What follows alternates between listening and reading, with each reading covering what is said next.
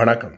நான் சுபவீர பாண்டியன். மரணத்திற்கு பிறகு இந்த வாழ்க்கையில் என்ன இருக்கிறது? அதுதான் வாழ்வின் கடைசி நாள் என்று நாம் நினைக்கிறோம். ஆனால் மரணம் கூட சிலருக்கு உதவுகிறது என்பதை அண்மையில் வெளிவந்திருக்கிற தன் கவிதை புத்தகத்தில் கவிஞர் பிருந்தா சாரதி குறிப்பிடுகிறார். டிஸ்கவரி பப்ளிகேஷன்ஸ் வெளியிட்டிருக்கிற தொட்டனை தூரும் மணற்கேணி என்னும் அவருடைய கவிதை நூலில் இப்படி சிந்தனையை கிளறுகிற ஒரு கவிதை இருக்கிறது. ஆம், இறந்து போனவனுக்கு நாளை என்று ஒன்று கிடையாது. ஆனாலும் கண்டிப்பாக மாலை இருக்கிறது இல்லையா?